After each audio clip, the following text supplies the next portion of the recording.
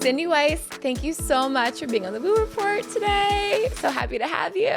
I'm really excited to be here. This is just like a treat. Yay! Thank you, Laura. It's so fun, so cozy. We're hanging. You are a pillar of the Rochester community. You have built this incredible wellness community called Breathe here. And you are a female entrepreneur. You look amazing. You feel good. And I've heard you describe yourself as being in the fourth quarter of your life. So I'd love to talk about what that means to you. When I think about it as how much time is behind me versus how much time is in front of me, I think it's really natural for someone in this age group that I'm in to actually have a recognition that time is finite. Not that we're getting to the end or anything like that. It's actually, in my opinion, not about winding down. It's kind of about leveling up. Fourth quarter is about taking everything that I've learned, like all my mistakes, all my wisdom, all my experiences, and really fine-tuning it to do exactly what I want to do and live the life I want to live as the best version of myself. And I don't know that up until this point, that's ever been my motivation. My motivation in life has always been do the next thing that makes sense, or the next thing that I think I can accomplish, or maybe what's expected of me. And none of that is on my mind anymore. What's on my mind is how can I take everything and look back and pluck the gold nuggets out of it, shine them up and bring them into what I look at is quite honestly one of the most exciting times in my life.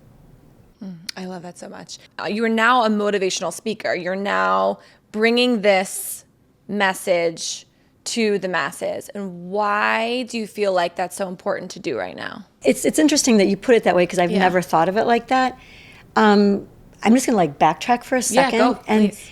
Even Breathe, my journey with my business in wellness, yoga, meditation, all of that was never this is something that the market is missing. This is a niche that I could fill. This is a great idea. It was never that. It was always what am I really passionate about? It was yoga. It was nutrition. It was retail, actually. I'd been partners in a retail business for a dozen years. I loved it. And when I thought, could I put these things together? It made no business sense. So it never came from, isn't this a great idea that everyone will love? It came from, this is what I care about. This is what I know how to do. And I kind of think other people might care about it too. So I'm just going to share what I know. So I've never felt like I was selling anything. I always felt like I was sharing kind of the best found secrets that I ever found. And that's where I feel like I am right now too, is I'm doing it in the form of speaking because I don't want to write a book. That's one reason. Secondly, it's taken all these years. I'm 65 years old. It's taken all these years to sort of know what the cumulative result of living a life that's, got its ons and offs, highs and lows, but I've been pretty focused on wellness for pretty much my adult life.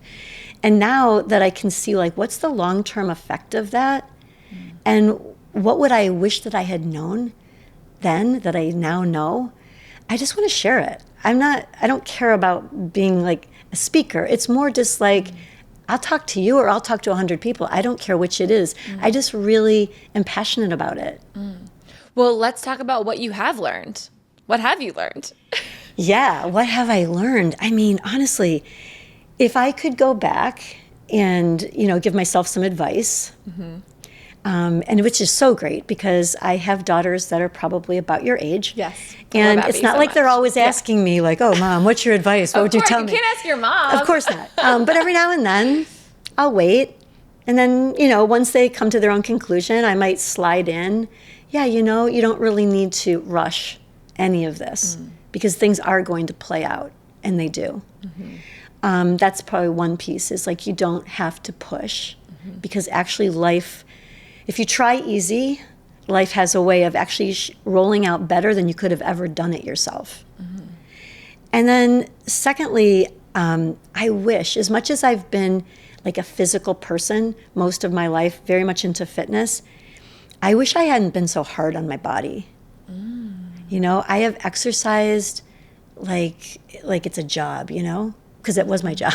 I was a personal trainer. I was a fitness instructor. So it was my job. So, but when I look back, I think, I'm a relatively small person, and I just sort of lived my physical life as if I was a linebacker or something. I probably pushed a little too hard.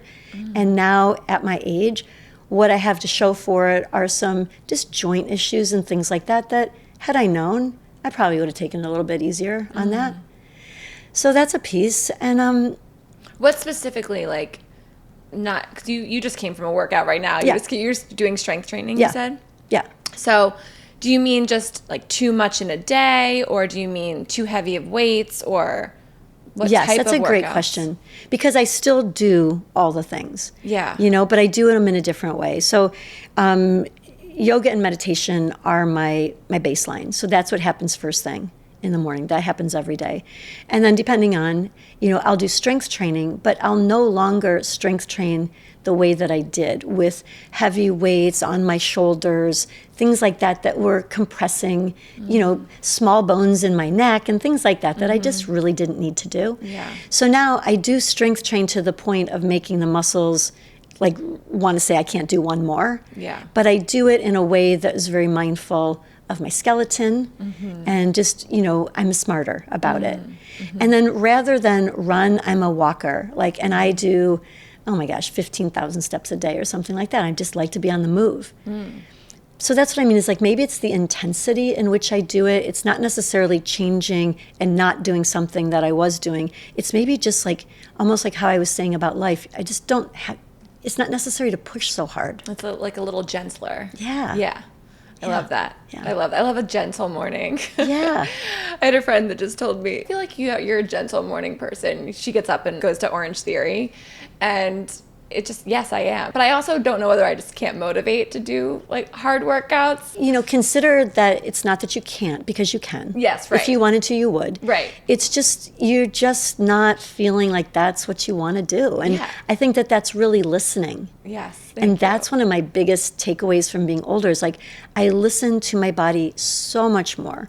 I don't do what I think I should do or what someone else is doing. I do exactly what I feel. And if I need rest, I take rest. If I need to move, I move. And it's just a bigger trust in myself than maybe I had in my younger years. So you wake up and you do yoga, and then you also do meditation. And is this in the same place? Where are you? I'm always interested by somebody's meditation practice, because I think it's hard to, probably not for you anymore, because this has been part of your life's work, is to be in touch with yourself. But I find it can be hard to turn things off. And I've have my own meditation practice, but I love hearing what other people are doing. Well, first I will say that, what drew me to yoga was the physicality. And for the longest time, maybe a decade and a half or more, I would think, I should probably meditate. I'll get to that later. When there's nothing else to do, Oh my I'll gosh, do that. how many of us have been Right, there right. all the time? But instead, I'm just going to go do some chaturangas and, some planks and all that. But what happened with me is I got very sick about 9 years ago. And it was the most bizarre illness, and it was pretty intense. And doctors, I went to so many doctors and specialists, and no one could quite figure it out. And the first question that I would get asked is how's your stress? I'm like, I have no stress. I am completely happy. And they said, yeah, but look, you raise a family, you run multiple businesses, you've got to have stress. I'm like, nope, I don't. I love my life. I'm doing exactly what I want. But there was this little voice inside me as we kept ruling out diagnoses. They kept ruling them out based on the testing. And this little voice inside me said, you probably should just meditate. And that's when I started. And it was really that whole Oprah sort of saying of life taps you on the shoulder, then it clobbers you over the head. My illness was debilitating. I had to really change my life. I couldn't really go too far away from home base. And so I started meditating. And I'm not kidding. My symptoms went away and they never came back. And my illness never got diagnosed and it never got treated, but it was very real and very tangible, and it was stress-based. And my stress wasn't bad stress. It's not like life was falling apart. I was just on such high alert. I was just at the starting line every moment of every day, like ready, ready, ready, ready. And meditation came because for a lot of people it does too. It's like comes from a crisis. It's like that you've tried everything else and there are no other answers. So, okay, so I'll just do this. So for me, when I wake up in the morning, the first thing I do is just grab my blanket and go sit on my little perch that I made in COVID, right? When I thought it was going to be a temporary little perch in my bedroom, but it's been there now for 6 years. And that's where I meditate. And then from there, I roll out my mat. I do my yoga by myself at home. Sometimes I'll go to class, but I need to know that it's like a baseline to start my day. So that's how my day starts. And then typically after that, then I go into work and my breakfast is really important to me. That's when I get my, my 40 grams of protein and I start off really, strong with my nutrition. And then the day plays out.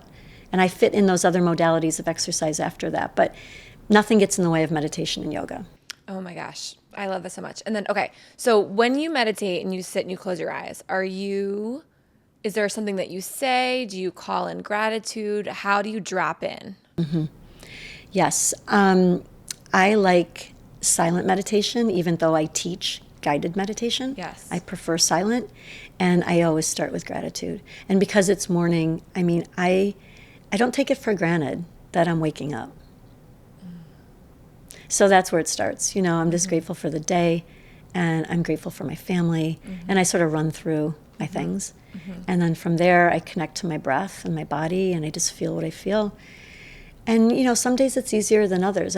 Certain tips have helped me to definitely not look at my phone before I meditate, and that's a tricky thing, right? Yes. But what time is it? Yeah, no. I might know what time it is. That's okay. But I'm not going to look at anything else. Yes. Meditation has to happen first. And some days it feels really calm and peaceful, and other days it feels like antsy, And I think that that's something that I wish more people would be really honest about, because I believe that that's what keeps a lot of people away from meditating, is thinking that everyone else is sitting there in some zone that they can't find. And that the reality is everyone's mind wanders. Everybody is constantly coming back, and you get like glimpses of stillness, and you get glimpses of like, wait a minute, I wasn't sleeping, I wasn't really following anything. What was that? How long was that? Who knows, maybe 60 seconds. But it's a real myth. I believe that, people think that people are meditating and they're not challenged by thoughts and distractions, because they are. My friend recently did a 10-day silent meditation retreat, and he sat right there where you are and said that it really helped him untangle the knots that he ties in his head. And so I'm I loved that analogy, but I'm curious, in relation to your illness, do you feel like, was there something that came up in meditation that was like, ooh, that was it? Or it was just being more in touch with yourself? Like, what do you think it was that made it go away? Yeah. What I really think it was, it's not what I did or what I do. It's how I do me. That was the big thing. That was the big realization, is that it didn't really matter what it was, whether it was work, whether it was play, whether it was an idea, I always approached things with the same, like, okay, let's go. Yeah. Right? That was just sort of always my... Yeah, like excited baseline. I can identify with that. And it serves me well in many ways. For sure. The only thing that it doesn't serve is, it's like your body's kind of always in that let's go mode, right? And your mind is in that let's go mode. I did an 8-day silent meditation retreat, and what was so fascinating to me, so I'm sure your friend told you, like, there's no reading, obviously no devices, Yep. There's no nothing. Yes. And so on the 5th day, I still clearly remember this, on the 5th day, I started packing my suitcase. Oh my gosh, you did the same thing. It was day 6, but yeah, same thing. Okay, because I'm thinking, this was great. Yeah. I got so much out of it. Yeah. I feel good. Yeah. All right, I think I'm ready. Right. And it wasn't until literally I'm like zipping up my suitcase and I think, who am I talking to? Who have I been talking to for the last 5 days? Myself. And so I unzipped my suitcase and I finally thought, okay, I surrender. I'm here. And it was those last couple of days that it was unbelievable. And when you think about it, Laura, too, like there's from the moment you're pushed out of the womb, like the doctor's talking, the nurses are talking, there's beeping, and there's never ever a completely silent space of time where there's no stimulus, whether it's watching something, reading something, hearing something, seeing something. And so this like contained environment, your nervous system, it goes to a whole different place than it's ever been. I remember I was conscious of the fact that I chose a silent retreat in a place where I could drive and didn't have to go to an airport, because I thought that would be smart, right? Yeah. So I get in the car and I'm driving home on the final day, and I turn the radio on. I'm like, oh, no radio for sure. And so I'm driving along and I've got my maps on, right? And all of a sudden she's like, at the next exit, I literally jumped out of my skin. Oh my gosh. Like I was so chill that even hearing the voice of, the GPS was like, this is too much. It was a lot. I remember my first stop was walking into Breathe. Mm-hmm. Abby, my daughter, took one look at me and she's like, oh, you better go home. You better go home. You don't look like you should be here. Oh my and I'm gosh. like, why? And she's like, you look like you've just been let out into the world or something. Like, Mom, go home. So I did. And I realized it took me a couple of days to reintegrate. But it was something that is different than anything I've ever experienced in my life. It was so fascinating. So cool. That's so cool. Yeah, I know. I was so surprised because Justin, my friend who did the retreat, he showed up at my doorstep. He lives in Los Angeles. He showed up at my doorstep 2 days after he did this retreat as a surprise to me. I didn't know he was coming. I thought we were going to be doing this remotely. And I was like, is 2 days like okay for the amount of time? But he's a thrill seeker. He's an adventure seeker. Like he was doing this because it's outside of his comfort zone and he wanted to do it. But he showed up here. But I hear you. I mean, I did an ayahuasca treat a couple years ago, and it was in Maine, and I drove, it was like 8 hours away. And I remember the first 4 hours alone in my car afterwards, I just sat in silence, right, like processing. Yeah. Yes. And then I turned on music from the shaman that was just there, like the same music. I couldn't have anything else. It was so, that took a while to integrate too. But that's like such a great, pause, right? It's for just sure. Yes. And I'll always say, as much as it sounds maybe not popular, but COVID was a pause. Like a lot of negative things obviously happened and came out of it, and a lot changed for so many people. But if you think back before that, like it was so common to hear people say, if I just had another hour in the day, if there was just another day in the week, if I could just take a break. But there was none. And then collectively, we all took one. People came back different. And then some people went right back to where they were, and others changed for good, for the future. So it's so true. Yeah. I remember pre-COVID, there was this meme that said, we all have the same amount of hours in the day as Beyonce. Do you remember that? Yeah. And it's so true. Just Beyonce was just dropping albums left and right. You're like, how is she doing all of this? Yeah. But right. I love that. And in 2020, I got run over by a car. Yes. And but it is something that happened for me, I really believe, and it cracked me open. And here we are. We wouldn't be here without it. No, and really, your life would be so different. Not just the life that you're living, but even how you see life. Yes. How you see other people. Yes. Yeah. I do not want for the mind that I had before that accident any day. I'm so grateful for being cracked open. It's the best thing. And that's the thing about gratitude. I was speaking at a conference this past weekend, and I always, it was an entrepreneur conference, so it's not like we weren't at the Woo Report. Yeah. So anyway, I thought, okay, I'm going to really talk about gratitude, but yes. I know that even that word can sort of bring up this new agey, feel good, but it's so science-based. Yes. Like when we allow ourselves to actually accept life as it is, with the good things that happen, those crushing moments that have happened, the things that have happened to us that we could have never in a million years ever wanted, but they shape us into who we are. And then we can accept all of that. And have gratitude and appreciation. That's when we really thrive in our life. And And it's just so critical, but it's so underrated, unfortunately. I know. The me before this accident, I just felt like I could hear the word gratitude and be like, yeah, of course, I'm thankful and grateful. But it's embodying the gratitude, like you said, daily in a morning meditation where you are, that's how it changes the feeling of your whole day. Yes. And it makes living your day so much easier. Yeah. Because it's less chaotic. Your brain is not firing on all cylinders like it used to. And that's my experience anyway. Well, it's absolutely true, and it affects how we feel, but it also affects, like, think about if you lay awake at night or in the middle of the day and your mind goes to like ruminating over a tough conversation or a problem that needs to be solved, or our minds tend to spin on something negative. They very seldom spin on the positive, right?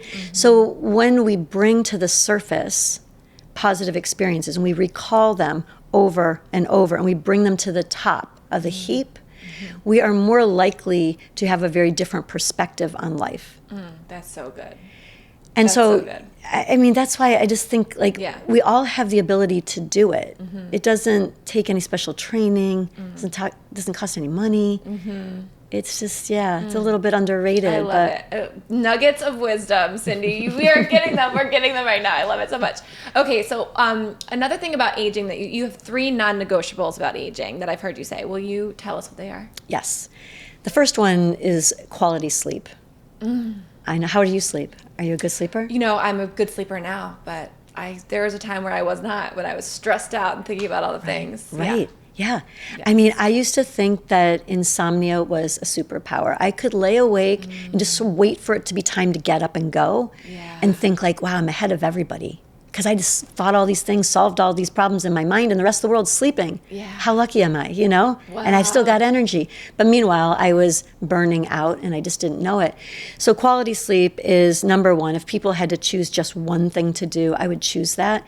And sometimes really looking at patterns can tell you a lot about why you're sleeping well or you're not sleeping well. Simple little things like, to me, 3 hours, I got to cut off any sort of eating before 3 hours before bed. If I eat any closer than that to bed, digestion takes a lot of energy. And so it really keeps us awake. So ending meals early, sticking to a routine, don't just go to bed early on the weekdays and stay out all night on the weekends. Like, that really messes with your body's natural circadian rhythm. And then simple things like making sure that you're moving your body, so that at night when you go to bed, it's not like you're just mentally exhausted. You're physically tired too. So that you can drop in and get some deep sleep, which is when the body and brain repair themselves. So non-negotiable number one is quality sleep. And the second one is make muscle. So, I've been in some level of fitness, weight training throughout most of my adult life. And like I said, I probably pushed in a harder way back in the day. But even though now I think I work for the same intention of making sure that the muscles actually go to the point of full fatigue. It's not like you're just sort of there with a 2-pound weight, just going through the motions, having a conversation. You've got to stimulate the muscles to want to repair. And then make sure you have enough protein in your diet so they can repair. And most people don't have enough protein in the diet. So that's such a big thing that in my workshopping now, I'm really talking about, like, how do you get it? Yes. Like, really, how do you get a minimum of 100 grams of protein in your day, every day? And then you got to let the muscles rest. That's when they repair. So quality sleep, make muscle, and then master your mindset. Master is kind of a really big word because you can't really master your mindset, but you can have an awareness of your mindset. I can tell you have a very positive mindset because you've been through some things. You have a lot of gratitude that you are here and that you're living the life you're living with the appreciation that you have. And so that's actually a choice. Yes. Right? Yes. My dad was just on the podcast. He's a hypnotherapist. And he's a health nut. loves moving his body, loves doing, he reads all the books, Dr. Gundry. My whole life I've been rolling my eyes at him because this is a classic, right? He's a boomer parent. You know, he's a hypnotherapist. That's 10 years ago, he was giving my best friend a past life regression. I was like, you guys are out of your mind. What are you doing? Like, I just I couldn't handle it. But he always would say to me, what is your greatest power? And your greatest power is the power to choose your thoughts. And if you can choose a positive mindset, a positive thought, then you're in. Yeah. Which is having that just in the back of my mind, I feel like was probably very positive and helpful for me. And now I'm recognizing that he's been doing this for 30 years. And how cool your dad is and how lucky you are. Yes, you're recognizing that now. Yeah, it's so great. It took me a minute to come back around, I mean, yeah. I always of course love my dad, but. Well, very much the power to choose your thoughts aligns with, to me, the most important thing is where you put your attention. Yes. Because, I don't want anyone to get it wrong. It's not like you're unaware that there are problems in the world, yes. There are problems in your own life, yes. There are challenges, and you have a global awareness of all of it, and then you decide what you're going to put your attention on. Mm-hmm. And you do that, and it's your most powerful resource. Mm. And that's just like choosing your thoughts. It's the same thing. Mm-hmm. But it can easily be misunderstood as you're selectively putting on rose-colored glasses and just picking all the good. Well, that's not it. It's yes. you've got to see all of it. Yes. And then have an awareness that there's good in there too. But it's so easy to focus on what's wrong. Yes.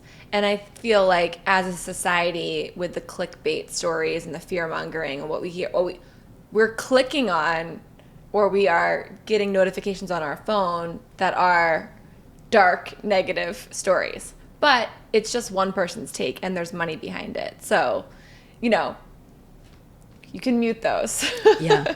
And not look at them if you don't want to. Okay, back to aging.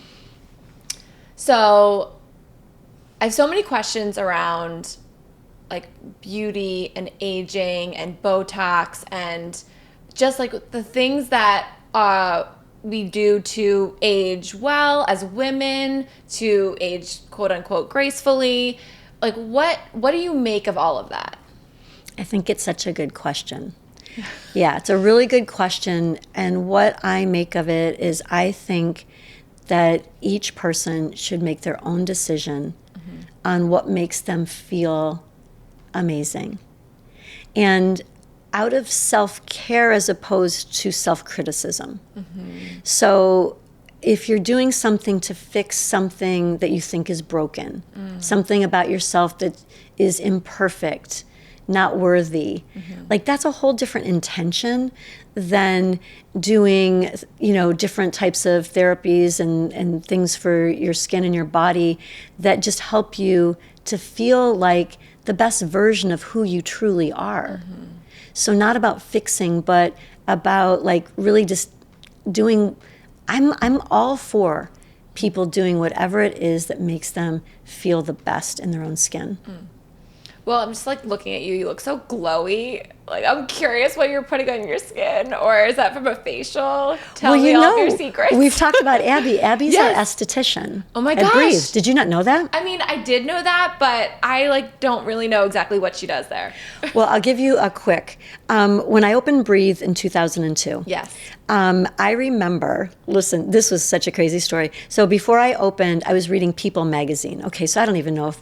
Of course. No. Okay. People's still a thing. Yes. It's still a thing, but it's not as thick as it used to be because Definitely people don't read magazines the way they did. Yes, okay. yes. So anyways, reading People magazine. And I'm reading that Madonna and Sharon Osbourne and all these women were using this product line called Arcana. Oh, yeah. I'm like, what is that? So I searched it out. It's LA based, right? I contacted them and I said, I'm opening this little yoga studio with a retail space in Rochester, New York, and I would love to learn about Arcana and carry it. So they said, oh, you're in New York. We're coming to New York. We'll meet with you. I said, okay. Well, they expected I was in New York, right? Right, yeah. New York City, So right? Anyway, they said, we'll meet you at the Hudson Hotel tomorrow. I said, okay, I'll be there. Totally. So I show up. And and we had this most amazing connection. So I have been using, and Breathe has been selling Arcana since 2002, the day that we opened. What I love about it is it's completely organic. It's enzyme based. And because I'm a dietitian, like I understand enzymes. Enzymes break things down. So I can always tell, like someone could have really nice skin, but it could just look kind of boring, kind of dull. Almost like taking fingernails and buffing them. So when I see someone who's using Arcana, what I see is like a glow. It's like that boring, dull layer is sort of been buffed, and it just shines through. I'm literally going to come in tomorrow and buy some Arcana. Well, listen, I had a facial with Abby last night. Oh my gosh! Yeah, I did. So they're enzyme facials. They're amazing. And most women flip and flop through skincare lines, makeup lines frequently. I have customers that have used Arcana, like myself, all 22 years that Breathe's been open. I mean, it's once you do it and it changes your skin, you really don't go flipping around. Abby has great skin too. She does, yes. Well, okay, great. Sold. This is really helpful. Okay. I told you I don't sell, I share. I know, it's right? amazing. I know, it's so good. It's so good, so good. Okay, so there's a lot of listeners that are my age. We're millennials. I just turned 40, and we're getting close to, if not already on, the perimenopausal train.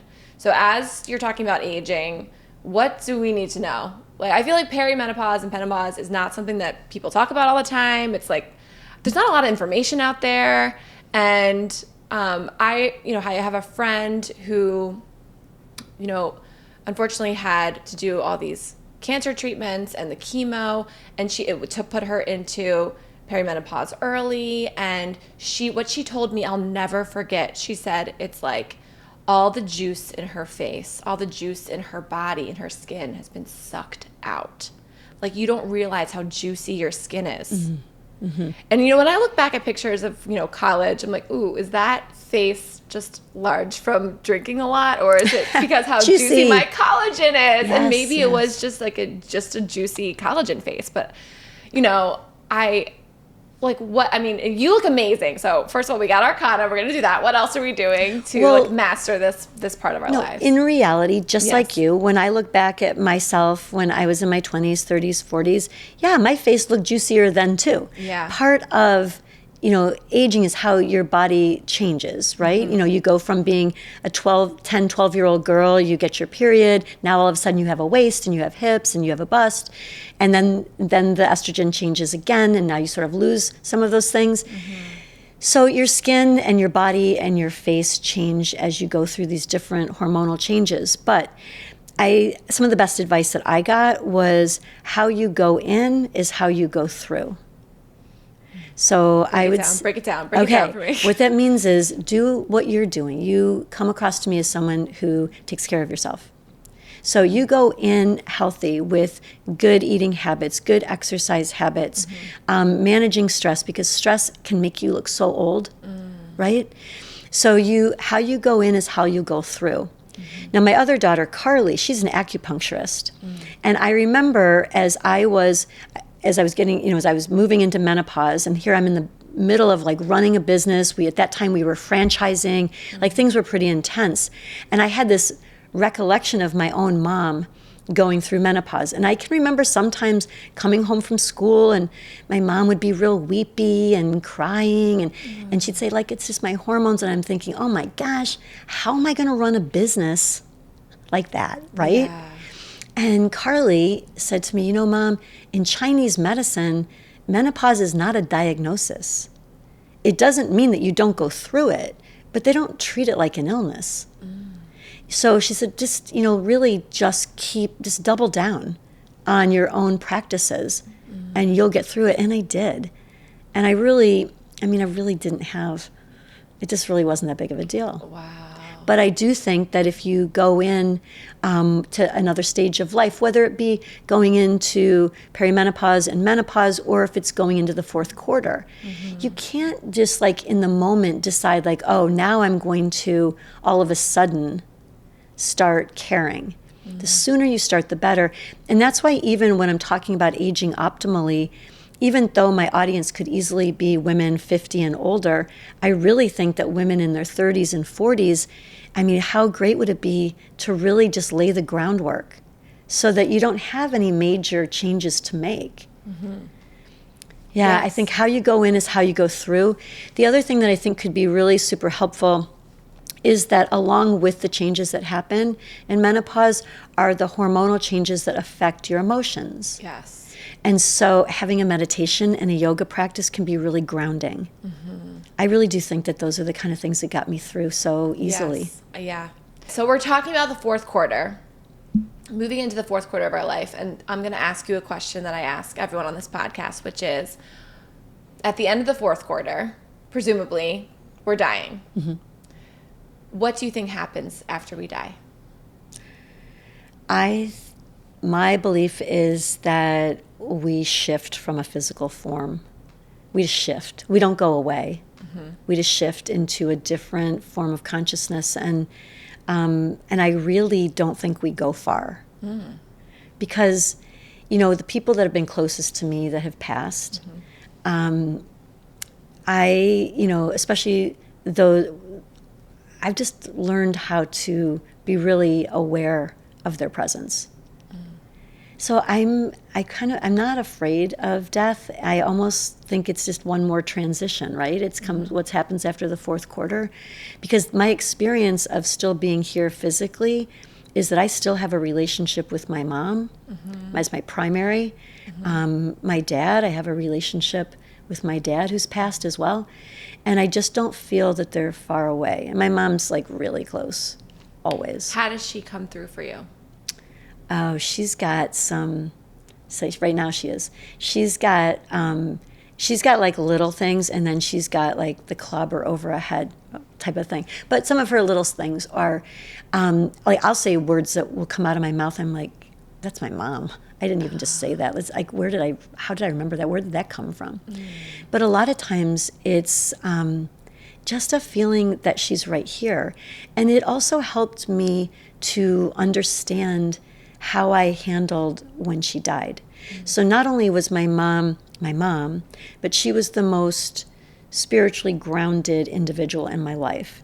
And so I always say, back in the 70s, 80s, when I grew up, moms, what they would do with teenage daughters is take them and drop them off at the mall, right?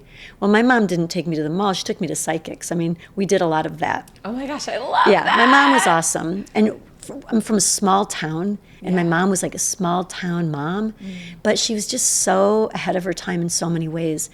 But after she passed, you know, I had like, of course, like grief, but it was almost immediate that I just felt her. And that made me feel not sad, just like it's a new relationship. And I'm very, very aware of it. Sometimes she'll do things like on a completely dry day. It usually happens if I'm driving too fast, or if I'm not paying attention to something when I'm in my car, she'll make the windshield wipers go once. Wow. Yeah, there's no rain in sight. It happens, yeah. Do you believe in past lives, or that we come back and do it again? Yes, because I feel like my family of four, my husband and my two daughters and I, we've definitely sort of, it's sort of like we honed in on the four of us being together. It was not a random pick. Oh, for sure. Yeah, we're meant to be, collectively, we sort of make a whole. I love that. Yeah, and I don't think that happens on the first try. Yes. Have you ever gotten a past life regression or done anything like that? Yes. It was a long time ago. I mean, I've done a lot of things. Yeah, no, that's right. Yeah. You're a wealth of knowledge. Yeah, I've Tell done a lot of things like that. And I think it was really, it was part of my journey. It was helpful at the time. But I don't think, again, looking back, I'm sure that each experience that I had in the moment was like just sort of like a revelation of one new piece of the puzzle. Now when I look back, it was all part of the picture. What would you say your spiritual belief system is? And has it evolved since you started this work? So evolved not as getting bigger, evolved as in peeling away everything that was sort of probably covering it. So I didn't grow up with a strong religion. We kind of went to multiple different churches, sort of just depending on what was convenient at the time, I think. So I did not have a strong religious upbringing. But my mom, as I said, was a very spiritual person. And she really taught me just to trust my intuition, for sure. And in doing that, trust that I have a purpose, there's a higher power, I'm being guided. And that is how I move through life. And so I, even with things like accomplishments, like Breathe is a good example of something that I am often given credit for. And what I really, the minute that I like feel that, or someone verbalizes that to me, the first feeling I get is like, I mean, yeah, I've shown up, right? I've taken the steps, but I also don't feel fully like I can take credit. It's almost been like an entrusted thing to me. I followed guidance for that. I really did. I had no idea how to do any of the things I did. You know, I am a dietitian with a mental health degree. I used to say I have no business being in business. But I built a business, franchised a business, defranchised it, and now it's still moving in a really great way after 22 years. So, you know, I never read a business book. I have no background. But what I do have is like a real listening, not to others, because others can have great ideas, but they may not be for me. And I kind of feel like anybody entrepreneurial, whatever you create will be like a mirror of who you are. And I noticed that pretty early on in my business too, is like the heartbeat of it was very much dependent on where my mindset was. Like if I was burned out, like I could feel the business wane. If when I was fully present and aligned, you know, mind, body, spirit, the flow was there. So that's when I really realized the importance of my practices. And so many people, women in particular, I think, feel a little guilty about self-care. Sounds selfish, right? Right. And but it's so key. Yeah. It's just like cleaning off the debris on a daily basis, mental debris, so that you can stay clear, so that you're like an antenna for what's coming through, like you can follow it.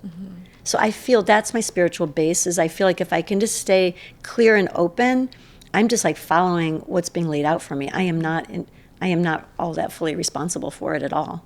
You're like responding. Yes. Even though you built it.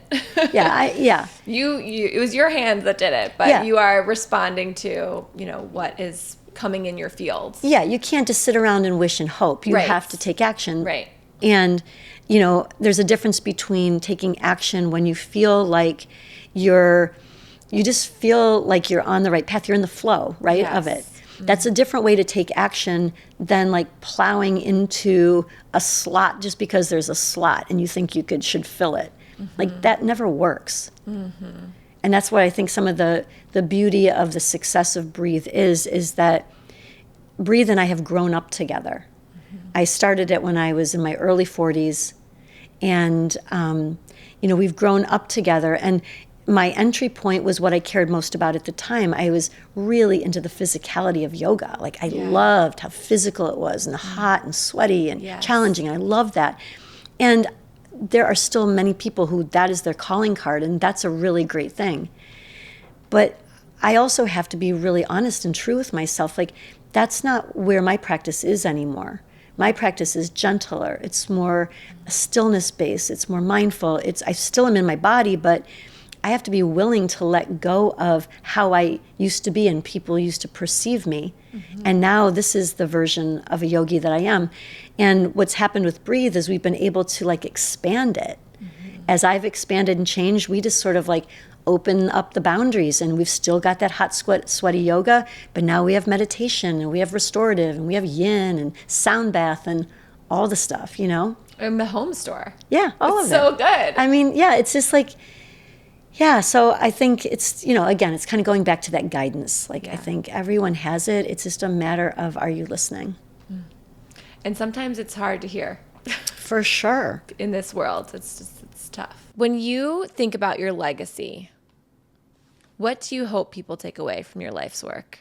I think legacy is a really interesting word. I don't envision or want it to be associated with anything flashy or anything like tangible necessarily.